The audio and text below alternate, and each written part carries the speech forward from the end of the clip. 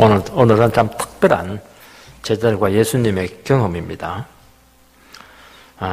예수님께서는 그 전에 십자가의 길을 제자들에게 말씀하신 후에 변화산에 올라가셔서 갑자기 변형이 되셨습니다. 굉장히 영광의 사건입니다. 이것을 보면 예수님에게도 참 하늘의 영광의 그 체험이 참 필요했다는 겁니다. 왜냐하면 이제 제자들의 신앙 고백이 있고 난 후에 본격적으로 십자가의 길을 걸어가야 됩니다. 얼마나 많은 어려움들이 놓여 있겠습니까? 그래서 하나님께서는 그 아들 되신 예수님에게 막 위로를 주시고 참 은혜를 주시고 그리고 영광의 체험을 통해서 참 그 귀한 길을 축복을 하고 있는 것을 보게 됩니다. 오늘 여기에 모이신 우리 성도님들 얼마나 고된 인생의 여정길을 걸어가고 있습니까? 오늘 모두에게 예수님에게 임했던 그런 하늘의 영광이 풍성하게 임하게 되기를 바랍니다. 그러면 어둠들, 어려움들, 질병들, 부도들, 고통들 다 이기고도 남습니다. 오늘 그 말씀을 우리에게 주시려고 하는 겁니다. 첫 번째는 하느님 나라가 권능으로 임하는 것이 무엇이냐 하는 겁니다. 1절 말씀을 읽어보면 또 그들에게 이르시되 내가 진실로 너에게 이르노니 여기 서 있는 사람들 중에는 죽기 전에 하나님의 나라가 권능으로 임하는 것을 볼 자들도 있느니라. 여기 서 있는 사람들은 예수님의 제자들이고 또 그 당시 예수님을 따르던 그런 제자들입니다. 그들이 살아있는 동안에 하나님 나라가 권능으로 임하는 것을 볼 자들이 있다. 못 볼 자들도 있다는 것이죠. 대부분 다 본다는 겁니다. 제 모친은 아직도 예수를 안 믿고 있습니다. 고생을 참 많이 했습니다. 이분이 늘 하시는 말씀이 내가 살아 생전에 호강하는 날이 올까 늘 그렇게 넋두리 하면서 저에게 반문을 하셨습니다. 지금 연세가 87입니다. 이분은 계모 밑에서 구박을 많이 받고 또 남편이 참 무책임했기 때문에 고생 많이 했고 자식 키운다고 모든 걸 다 주고 노후 준비 전혀 못했습니다. 늘 고생하고 늘 힘들게 살아왔기 때문에 내 살아 생전에 영광의 날이 올까 이게 이분의 늘 넋두리였습니다. 저는 예수 믿으면 지금 힘들더라도 얼마나 기쁘고 복되고 이 천국의 삶이 옵니다. 이 능력을 알기를 바랍니다. 예수를 안 믿으니까 안 받아들이고 있습니다. 예수님께서 이 말씀을 하신 이유는 제자들 때문입니다. 예수님은 나를 따라오려고 하면 제자가 되려고 하면은 너를 부인해야 된다. 그리고 자기 십자가를 져야 된다. 그리고 결단하고 나만 따라야 된다. 그리고 목숨 바칠 각오를 해야 된다. 상당히 벌써 분위기가 살벌하지 않습니까? 그리고 예수님은 한술 더 뜹니다. 나는 이 세상에 온 목적은 호강하기 위해서 온 게 아니고 고통받고 십자가에 죽기 위해서 왔다. 두들겨 맞기 위해서 왔다. 이렇게 하니까 제자들이 굉장히 멘붕이 온 겁니다. 우리가 기대한 예수님이 아닌데 우리가 생각한 미래가 아닙니다. 갑자기 앞이 막 캄캄해지고 암담해졌습니다. 그리고 계속 혼돈이 오는 겁니다. 어떻게 메시아가 와서 두들겨 맞고 죽을 생각을 하냐. 나라를 구원하고 축복을 주고 이렇게 해야 돼도 그거 기대하고 했던 겁니다. 이해가 안 되는 겁니다. 말씀도 이해가 안 되고 모든 게 지금 혼돈 가운데 빠져 있습니다. 제자들은 다 피해서 도망가고 싶은 심정밖에 없습니다. 분위기가 참 무겁고 얼마나 당황스러웠겠습니까?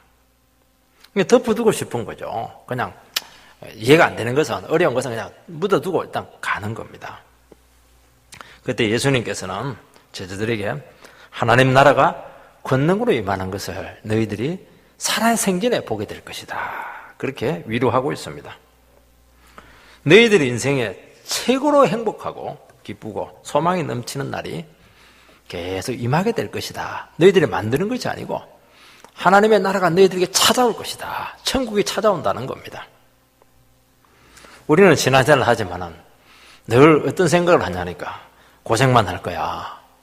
늘 금욕적으로 원하는 거 하지도 못하고 힘들게 살아갈 거야. 그리고 비참하게 내 인생은 끝날 가능성이 많아. 그런 무의식적인 그런 생각을 가지고 믿음 생활을 합니다. 그렇지가 않다는 것이죠. 가장 능력 있고 풍성하고 생명이 넘치는 최고의 삶. 이 세상을 뛰어넘는 하나님 나라가 너에게 임하는 그런 축복이 살아생전에 온다는 겁니다. 하나님 나라가 권능으로 임하는 것이 어떤 것입니까? 자꾸 재림만 얘기를 하는데 그렇지가 않아요. 너무 다양하고 폭이 넓습니다. 하늘에서 임하는 것은 전부 다, 이 세상에 없는 것이 우리에게 일어나는 건 전부 다 어디서 온 겁니까? 하나님 나라가 우리에게 권능으로 이 땅에 임한 겁니다. 예수님이 육신을 입고 이 땅에 오신 거, 이거는 뭐 기적 중의 기적입니다. 예수님께서 세례 요한에게 세례를 받았을 때 하늘에서 뭐 음성이 들렸습니다. 성령이 그분 머리 위에 비둘기처럼 임했습니다. 이거 하나하나가 세상을 완전히 근본적으로 바꾸는 것이었습니다. 예수님은 성령의 능력으로 귀신을 쫓아내고 병자를 고쳤습니다. 그게 어떻게 인간의 힘이겠습니까? 천국의 능력이죠. 예수님이 십자가에 죽어서 다 끝났다고 제자들이 낙심했을 때 3일 만에 부활했습니다. 이건 죽음의 권세를 꺼뜨리고 생명의 세계가 다시 한 번 더 재창조된 겁니다. 이건 엄청난 것이죠. 예수님께서 하늘로 올라가셨을 때 성령이 마가의 다락방에 강림을 했습니다. 이거는 생명 폭발입니다. 베드로가 설교했을 때 5,000명이 회개했습니다. 그리고 주님은 다시 우리에게 찾아오셔서 온 세상을 심판하고 어려운 당신의 백성들을 천국으로 구원한다. 뭐 이거는 큰 것만 몇 개만 기본적으로 우리가 지금 열거한 겁니다. 이게 하나하나가 엄청난 겁니다. 여러분, 하나님 나라가 권세와 능력으로 임했습니다. 세상 속에 파고 들어와서 맹렬하게 지금도 활동하고 있습니다. 제가 설교를 하지만은 제가 설교하는 게 아닙니다. 하나님께서 우리 가운데 함께 임하셔서 말씀 가운데 맹렬하게 여러분들을 찾아가는 겁니다. 여러분들이 변화되기를 원하고 있고 영광을 받기를 원하고 있고 성령 받기를 원하고 있고 병이 낫기를 바라고 있고 인생의 문제가 해결되기를 바라는 겁니다. 하나님의 에너지가 막 여러분들에게 지금 들어가고 있는 겁니다. 그러면 제자들은 힘을 얻게 되고 절망에서 일어섭니다. 흔들리는 신앙을 다시 한번 벗어버리고 확신 가운데 사로잡혀서 막 우리식으로 표현하면 눈에 비는 게 없는 겁니다. 그냥 세상을 정복해 가는 겁니다. 요즘 우리나라 위상이 많이 높아졌습니다. 옛날에는 코리아 하면 어디에 붙었는지도 몰랐어요. 일본이 한 성 정도로, 중국이 한 성 정도로 이렇게 취급이 됐는데 요즘은 코리아 이라면 상당히 두 가지로 악명 높기로 북한은 우리는 또 한류, 또 경제력 이런 것으로 지금 세계 속에 많이 지금 확산이 되고 있습니다. 우리는 잘 모르는데 외국에 살고 계시는 교포님들은 상당히 그 위상을 실감을 한다고 합니다. 제가 중국에 단기 선교를 갔는데 상하이에 제일 중심 지역에 삼성 이러고 빛과 번쩍해가지고 얼마나 큰 간판이 붙었는지 지하철에서 올라오는데 그걸 보는 순간 막 가슴이 막 뛰는 것을 느꼈습니다. 외국에 가면은 다 그 애국자가 된다고 하지 않습니까? 우리나라 선수가 외국에 가가지고 금메달 막 따고 이렇게 하는 겁니다. 이게 뭐냐니까 대한민국이 외국에 지금 힘있게 밀고 들어가고 있는 겁니다. 그렇지 않은 세상에서 외국인처럼 살아갑니다. 은혜 생활을 하고 말씀에 순종한다고 하지만은 뭐 세상에서 알아주지 않습니다. 신앙 양심 지키지만은 어려움을 참 많이 겪습니다. 바르게 살려고 하니까 어려움을 대충대충 그냥 세상 사람들처럼 챙길 거 다 챙기고 살면 뭐 다른 사람 가는 길 갖고 이렇게 하면은 뭐 그런 큰 어려움이 없습니다. 그 당시 성도님들은 로마라고 하는 그 세계에서 핍박을 많이 받습니다. 로마에 살아있는 고난 가운데 있는 성도들은 과연 이 로마라고 하는 거대한 세계 속에서 주님이 진정 살아계시고 왕이 되시느냐 하는 질문을 늘 그들은 던지는 것입니다. 이 땅에서 제자로 살아가는 것이 정말 부끄럽고 숨고 싶을 때가 많았습니다. 그런데 하나님 나라가 권능으로 너희들 가운데 임한다고 말씀하고 있습니다. 천국이 임하면 어떻게 됩니까? 한순간에 세상의 가치가 뒤집어집니다. 이게 참 위대한 겁니다. 믿음으로 사는 사람들은 가장 영광스럽게 되고 세상 영광을 쫓아가는 사람들은 그야말로 맨바닥에 처박히는 겁니다. 역전의 삶이 일어나는 겁니다. 그래서 우리는 이 경험이 필요한 겁니다. 우리는 제일 내가 불쌍하다고 생각했는데 하나님의 능력이 임하고 하나님의 영광이 임하고 말씀이 우리에게 충만히 임하게 될 때 이야, 내가 정말 복받은 사람이구나. 나에게 정말 미래가 있구나. 내 삶이 정말 하나님께서 인정하는 삶이구나. 바로 이 힘이죠, 이 힘. 하나님 나라가 임하게 되면 세상의 모든 논리와 가치관들이 완전히 뒤집어지는 겁니다.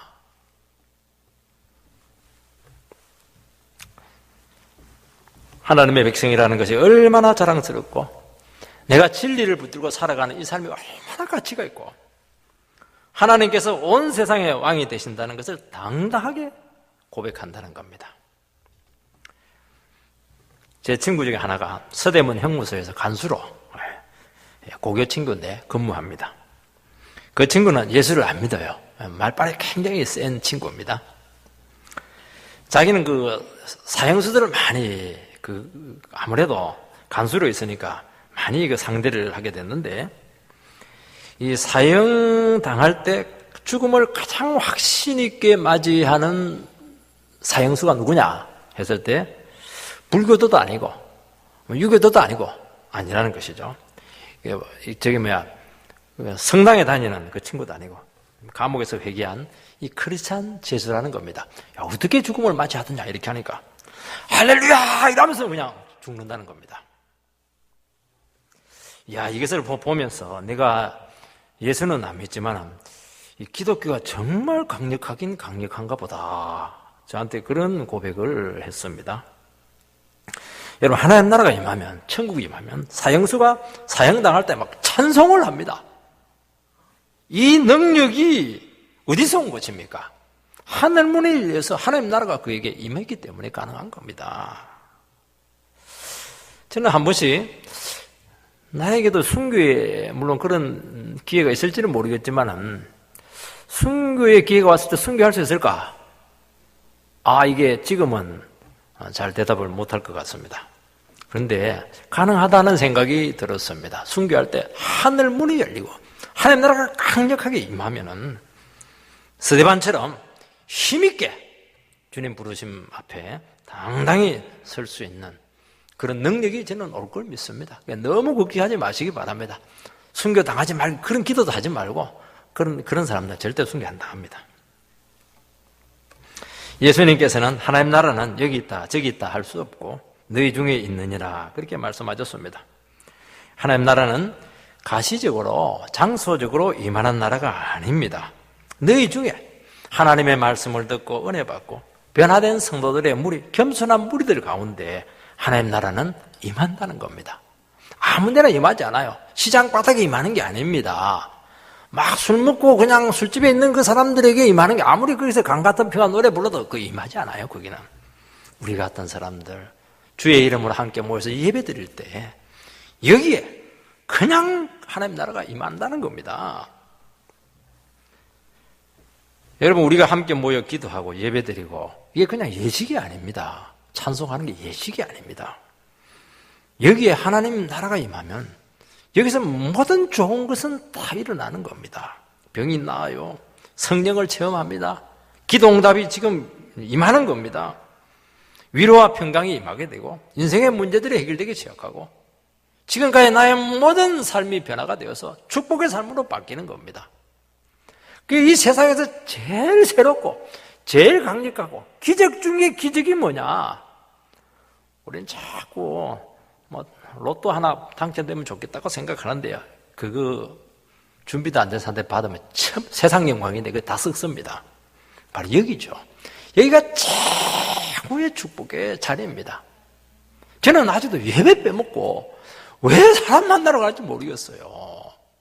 이 귀한 장소, 생명의 역사하는 이곳, 하나님의 천국이 많은 이곳을 빠져나가서 사소한 것에 그런 목숨을 거는지, 그게 정말 복이 있는 것인지 저는 정말 이해가 안 됩니다.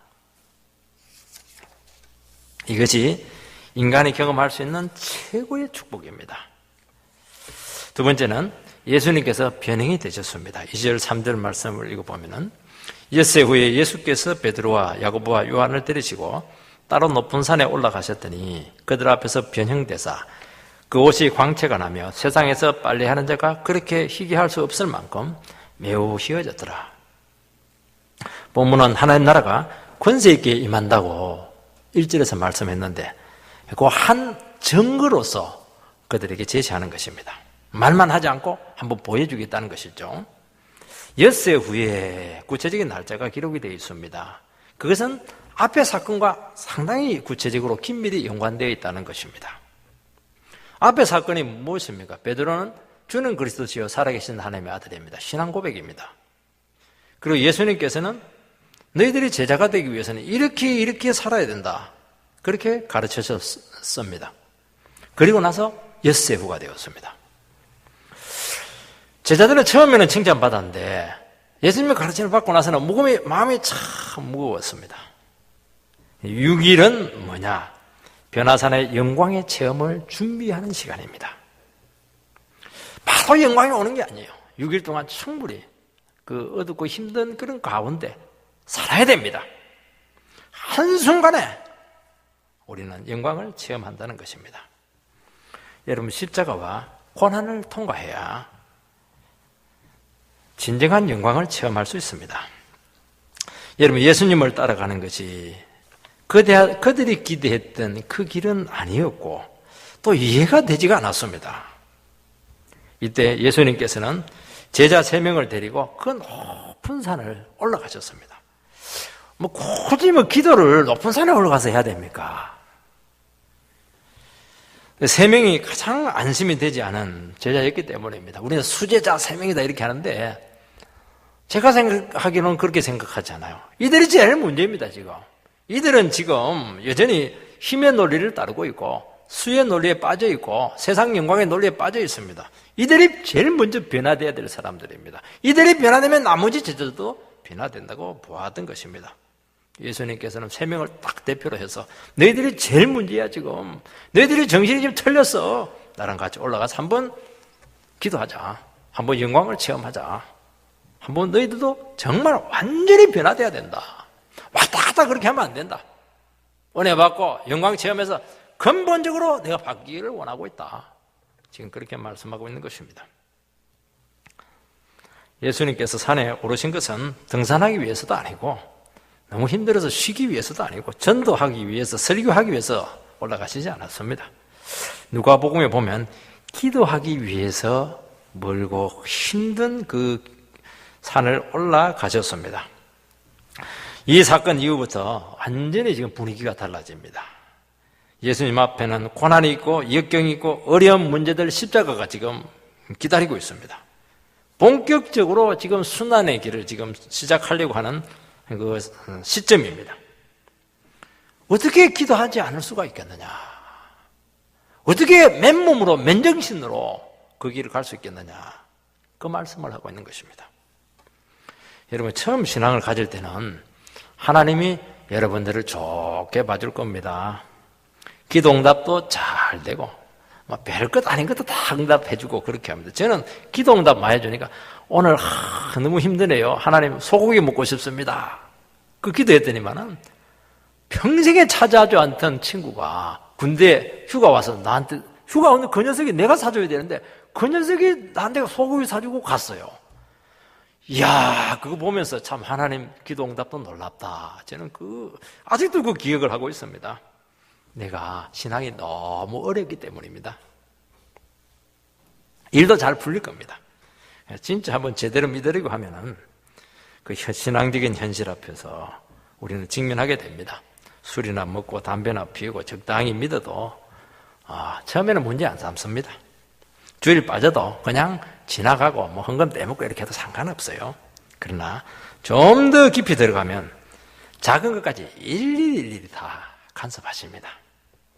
여러분 처음 연애할 때는 설렁설렁 즐겨가면서 그렇게 연애합니다.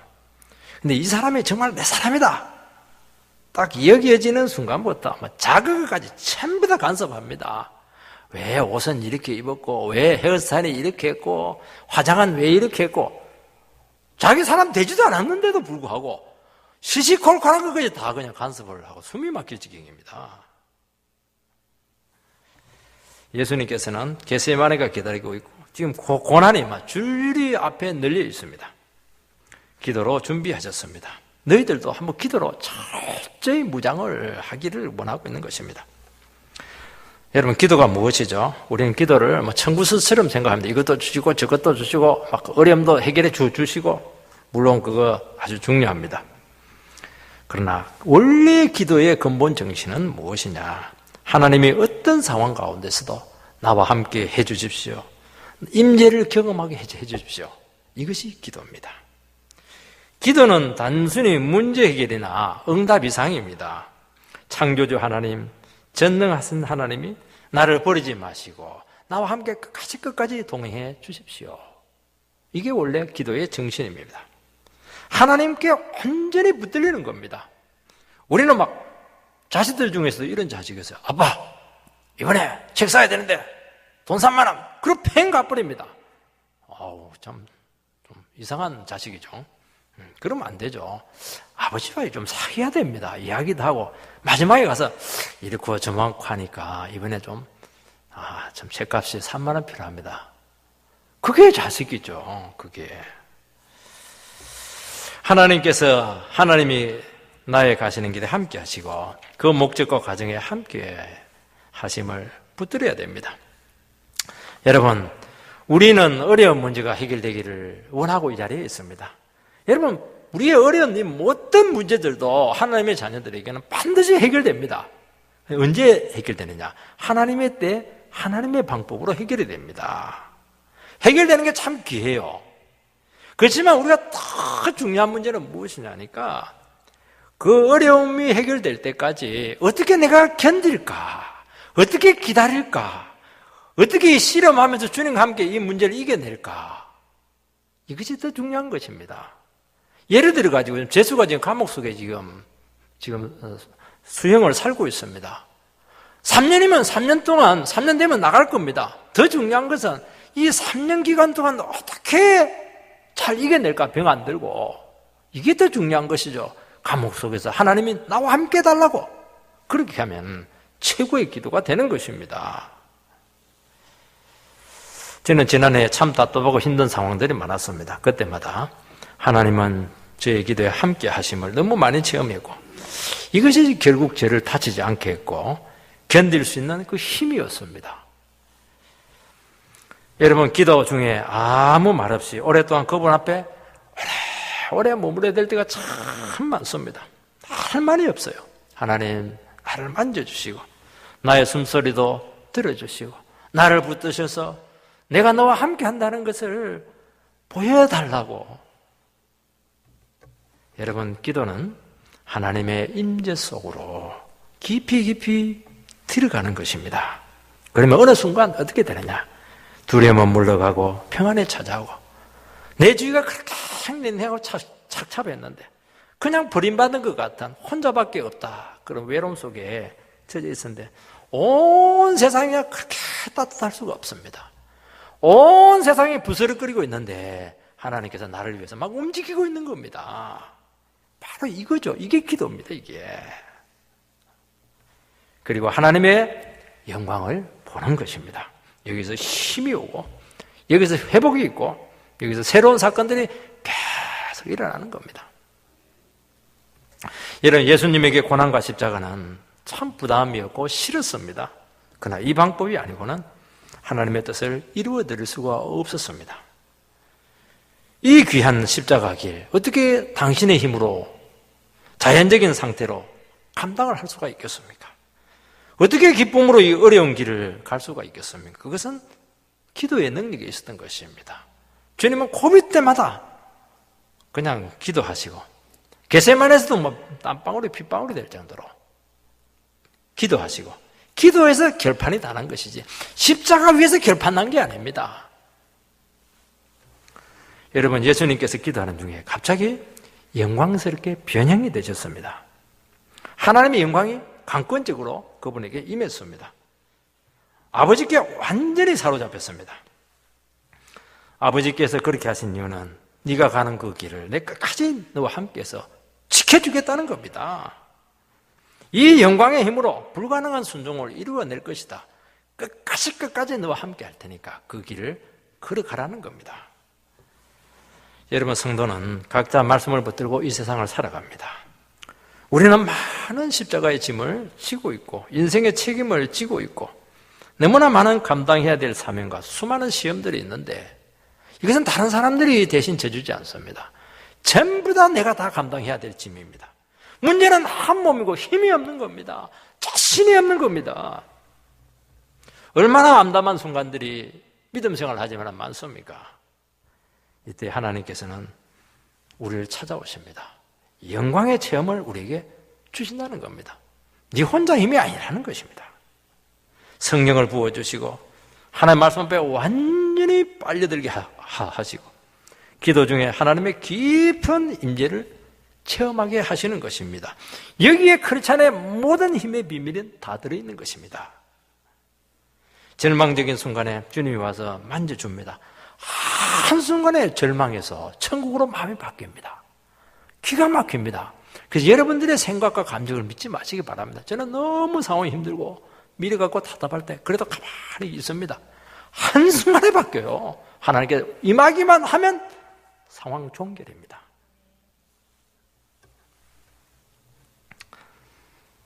이때 성도는 모든 현실의 장벽과 고통을 극복할 수 있는 능력을 받고 끝까지 믿음을 걸어갈 수 있는 힘을 받게 되고 모든 사명을 다 감당합니다. 우리는 엄살을 자꾸 부리지 마시기 바랍니다. 저는 일도 해야 되고 자식도 키워야 되고 그냥 교회 봉사도 해야 되고 할 게 막 얼마나 많은지 몰라요. 나이는 들어가는데 안 돼요. 그런 말 하지 마시기 바랍니다. 주님 그 자리에 딱 박아놨으면 다 할 수 있습니다. 어떻게 합니까? 내가 있잖아. 은혜 받아 영광을 체험하면 돼. 그렇게 말씀하고 있는 겁니다. 주님은 변형이 되셨습니다. 이 자기가 변형한 게 아닙니다. 하나님 아버지가 그를 변형을 시켰습니다. 아버지가 하신 것이고 아버지께서 직접 개입하신 것입니다. 아버지의 마음이 전달된 것이죠. 얼마나 위대하고 얼마나 귀했으면 아버지가 와가지고 그의 마음을 한순간에 바닥에서 영광으로 완전히 변형을 시켰습니다. 그게 어떻게 하나님의 아들 되신 예수님에게만 일어나겠습니까? 우리도 변형될 수 있습니다. 어떤 분들은 이걸 자꾸 변신으로 생각을 하는데 변신 아닙니다. 변신은 겉만 바뀌는 겁니다. 여성들은 백화점 들어가가지고 2시간 만에 완전히 변신을 해서 옵니다. 좀 화려하죠. 집에 와가지고 또 뭐 폭탄 맞은 머리가 해가지고 있는 보면 똑같아요. 이 변형입니다. 변형은 본질 실체가 바뀐 겁니다. 예수님은 실체가 바뀐 것은 아니고 예수님 원래 가지고 있던 신적인 본체가 이렇게 드러난 것입니다. 그 영광이 그분의 흐름한 인생을 뚫고 나온 겁니다. 옷에서 막 광채가 났습니다. 마치 백일등이 비추듯이 외부의 광선에 반사된 영광이 아니고 신적인 영광 그 자체가 드러난 것입니다. 그 옷은 빨래하는 자가 희귀할 수 없을 정도로 희었습니다. 그분의 완전한 거룩과 순결을 말씀합니다. 여러분, 과거의 옷은 신분을 상징합니다. 주님은 이 땅에서 흐름한 종의 옷을 입으셨습니다. 죄인을 구원하기 위해서 모든 영광 다 버리고 고난받는 종으로 우리를 돕기 위해서 이 세상에 오신 것입니다. 그런데 원래 이분은 종이 아니셨습니다. 원래 이분은 만왕의 왕이셨고 만주의 주가 되고 왕의 신분을 가지고 계신 그분이신데 바로 옷을 통해서 한번 보여주신 것입니다. 그런데 이 엄청난 영광도 완전한 영광은 아니고 맛보기에 불과합니다. 이것을 바라보게 되면 천국에서 주님의 모습이 어떠할 것인가 아마 상상이 되지가 않습니다. 그런데도 불구하고 제자들은 정신을 잃고 여기에 마치 천국이 임한 것처럼 여기 같이 영원히 살려고 했던 것입니다. 우리는 이 세상에서 모든 영광을 다 누릴 수가 없습니다. 단지 영광의 극히 일부분만 맛보게 될 겁니다. 이마트 가면 조금 시식 코너에 시식하는 것이죠. 우리가 누리는 영광은 앞으로 누릴 영광의 맛보기입니다.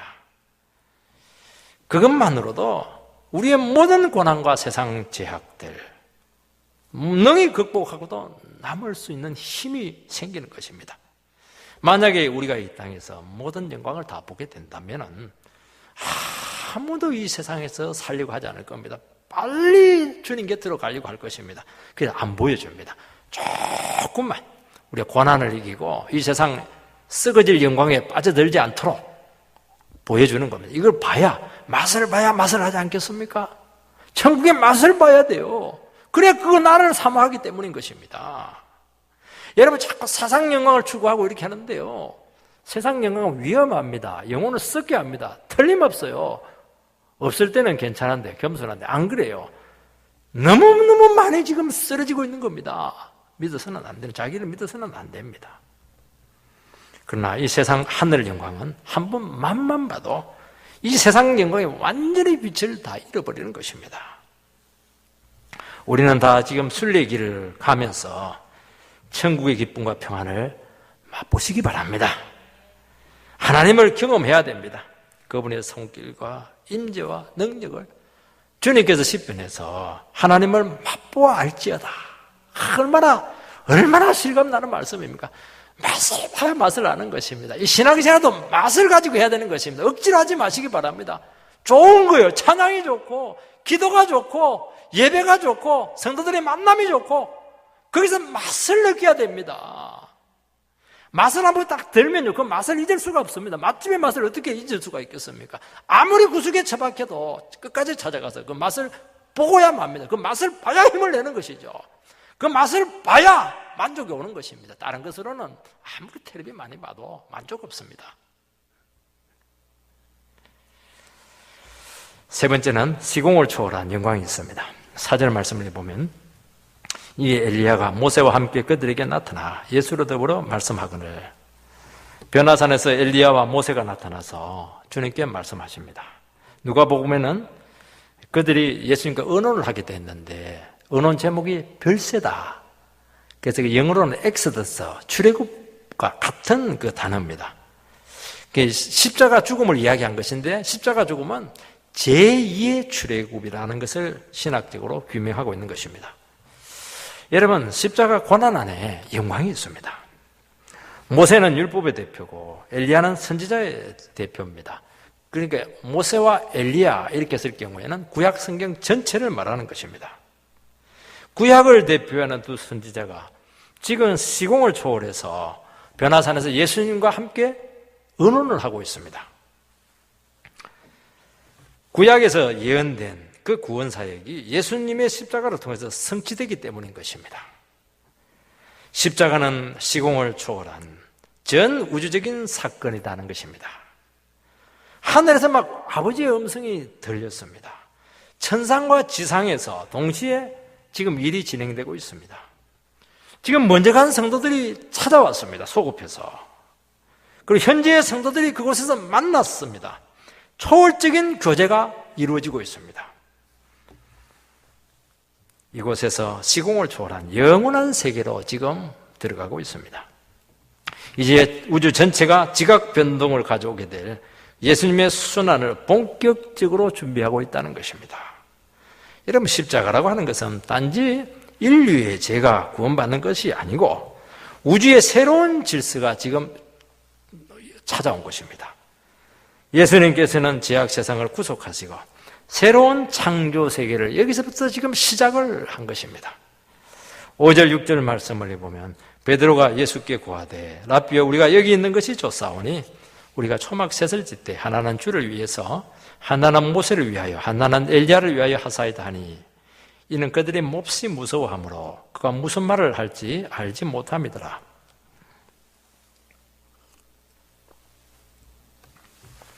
베드로는 지금 이 광경을 보고 충격을 받습니다. 지금 제정신이 아닙니다. 지금 상황이 어떻게 되는지 이해가 안 되고 해석이 안 되는 겁니다. 그전에도 해석이 안 된대. 고난 때문에. 영광을 보니까 또 더 해석이 안 되는 거예요. 이래도 해석이 안 되고 저래도 해석이 안 되고.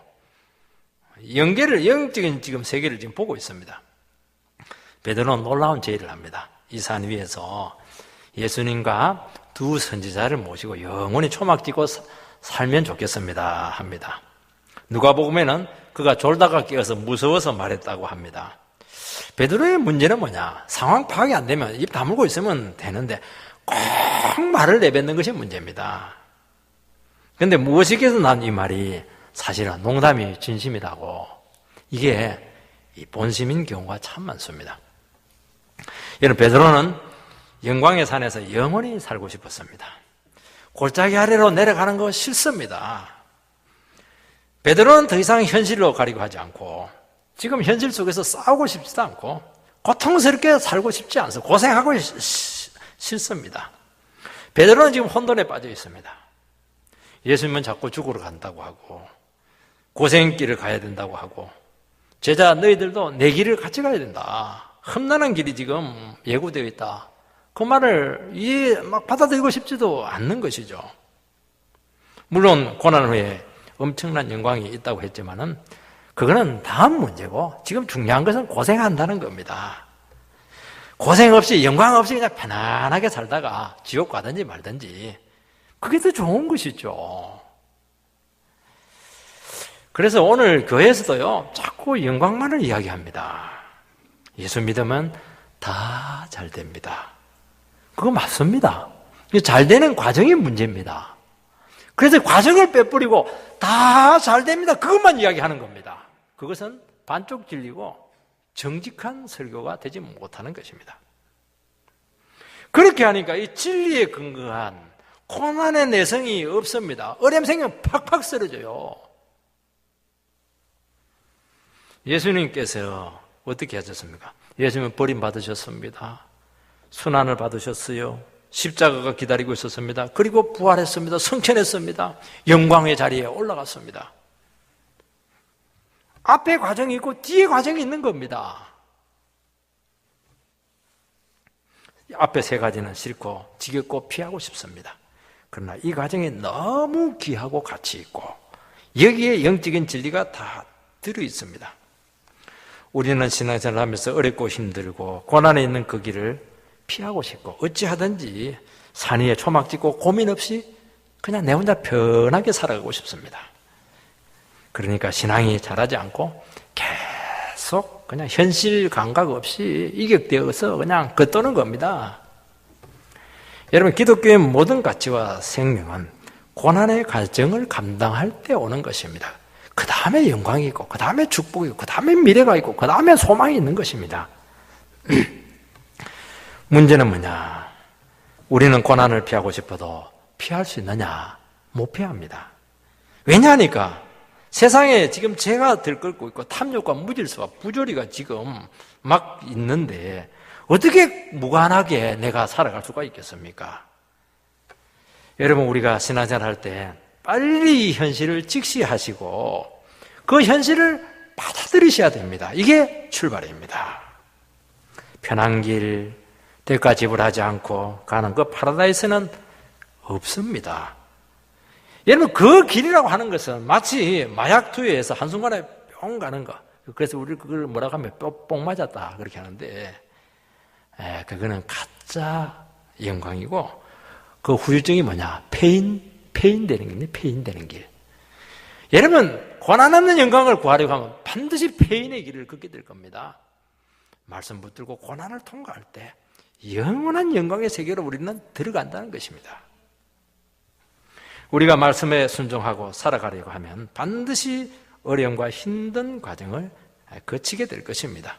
왜냐하면 세상이 지금 말씀하고 지금 정반대입니다. 지금 비틀어져 있습니다. 적당히 타협하면 뭐 어떻게 피해갈 수 있을지 모르겠습니다. 그러나 고난은 필수 과정입니다.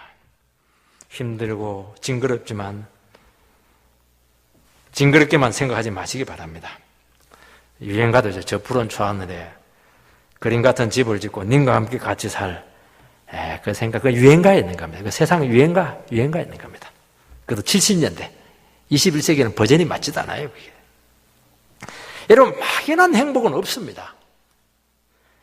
제가 분명히 얘기하지만, 여러분의 인생은 세상 사람들은 행복이 인생의 목적이다 하는데, 행복이 목적이 되는 순간 행복은 반드시 여러분을 피해갑니다.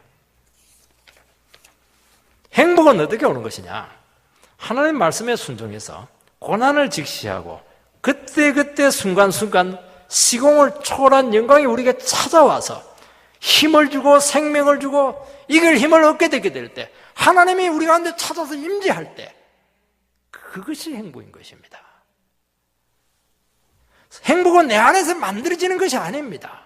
하늘의 것이 나에게 올 때 그때 행복이 오는 것입니다. 그래서 성경은 고난을 통과한 영광을 말씀하는 것입니다. 저는 장애를 가진 자녀를 키우면서 항상 두 가지 마음이 교차할 때가 많았습니다. 한편에는 그 부담을 내가 끝까지 감당할 수 있을까? 그런 두려움이 생길 때가 있습니다. 그러면 자꾸 도망가고 싶고 이 평생 짐을 짊어지고 갈 부담에서 자꾸 노연하고 싶은 그런 생각을, 유혹을 많이 느끼게 됩니다. 또 한편 주님이 우리에게 주신 이 고난임을 알고 적극적으로 받아들이고 감당하는 겁니다. 그러면 이상하게 어떻게 됩니까? 후자 쪽을 선택하면 그때부터 희망이 보이고 주님의 음성이 들리기 시작합니다. 잘하고 있어. 힘들지. 내가 힘줄게. 너희 가는 길 내가 사랑한다. 그 영광이 막 찾아오고요. 믿음이 무엇인가 하는 것을 알게 하고 말씀의 능력이 무엇인가 하는 것을 우리는 알게 되는 겁니다. 그러니까 제가 설교를 하고 있지 않습니까? 우리에게 주어진 고난의 짐을 통해서 너무나 많은 믿음의 비밀을 얻게 될 줄 믿습니다. 소망이 생기고 자신감이 더 생기고 어려운데 막 기쁨이 막 더 충만합니다. 이 세상에 없는 위대한 기쁨이 오는 것입니다. 그런데 내 인생은 뭐야? 이렇게 하면서 그 다음부터는 어떻게 살까부터 해서 얼굴이 찌들 대로 찌들어가지고 못 죽어서 사는, 어떻게 한 인생을 살아가는데 어떻게 그렇게 살아갈 수가 있겠습니까? 우리는 산에서 내려와야 되고 현실로 돌아가야 되고 우리에게 주어진 싸움을 감당해야 됩니다. 산 위에 기도원 차려놓고 계속 은혜만 받으면 안 됩니다. 산 아래 내려가서 골치 아픈 내 문제를 감당하시기 바랍니다. 오늘 은혜 받고 직장에 가서 또 상사와 싸우고 나의 주어진 현실과 싸우고, 그게 기독교입니다. 그때 주님이 만나주시고 위로하시고 영광으로 함께 하시고 반드시 이기게 하시고 결국 우리의 삶을 최고의 축복으로, 행복으로 안내하게 하실 것입니다. 7절 말씀, 7, 8절 읽어보면 마침 구름이 와서 그들을 덮으며 구름 속에서 소리가 나되 이는 내 사랑하는 아들이니 너희는 그의 말을 들으라 하는지라. 문득 둘러보니 아무도 보이지 아니하고 오직 예수와 자기들 뿐이었더라. 구름은 하나님의 임재를 상징합니다. 아무도 안 보이고 주님만 보였습니다. 하늘에서 음성이 들렸습니다. 이런 마지막 남은 것은 주님과 하나님의 말씀입니다. 놀라운 위대한 체험은 잠시 있다가 사라집니다. 그 결국에는 원상태입니다. 예수님과 제자들 셋만 딱 남아 있습니다.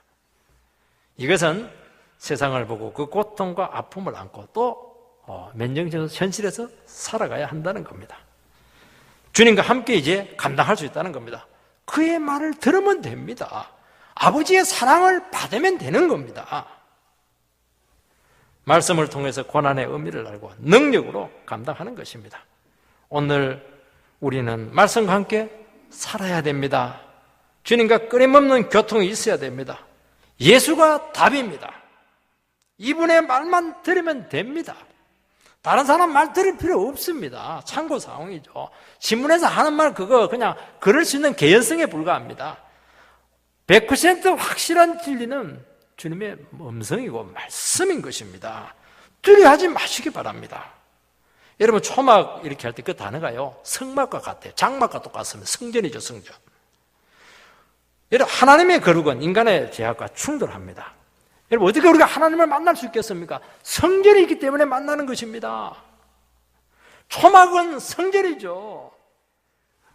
예수님이 지금 성전으로 그들 가운데 있다는 겁니다. 예수님이 있기 때문에 그 영광을 봐도 안 망하는 겁니다. 안 죽습니다. 이분이 진짜 성전이고 이분이 진짜 제사장이 되시는 것입니다. 이분이 함께 한다는 겁니다. 이분에 가면 제가 용서가 돼요. 이분에 가면 하나님의 임재가 나타납니다.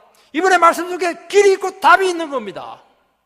어디 가서 여러분들 인생의 길을 뚫을 수 있겠습니까?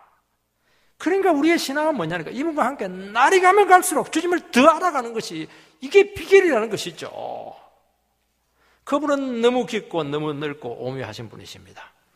무한한 자유와 기쁨과 풍성함으로 우리에게 함께 하실 것입니다. 너무너무 넓고 너그러우신 분이라는 것입니다. 그분을 신뢰하고 이기시기 바랍니다. 고난의 시간에는 얼마든지 견딜 수 있고 버틸 수 있습니다. 실수할 수 있고 서툴러도 돼요. 주님 안에 있으면 끝난 문제입니다. 주님을 벗어버리고 도망을 가니까 그때부터 문제가 되는 겁니다. 그분 안에 영광이 있습니다. 그분이 우리를 사랑하신다고 합니다. 그분을 통해서 능력의 말씀을 반드시 공급을 받게 될 것입니다. 억울하고 후회되고 그런 거 없습니다. 잠재적으로는 억울해요. 잠재적으로는 이해가 안 돼요. 혼동에 빠지고 침체되고 낙심합니다. 조금만 가시기 바랍니다. 그 길이 사는 길이었고 그 길이 생명 길이었고 거기서 주님이 나를 업어서 영광의 길로 인도했다는 것을 알게 되는 겁니다. 이 비밀이 예수 아래 다 있는 겁니다. 이 힘으로 넉넉히 이기는 귀한 권속들 되시기를 축원드립니다.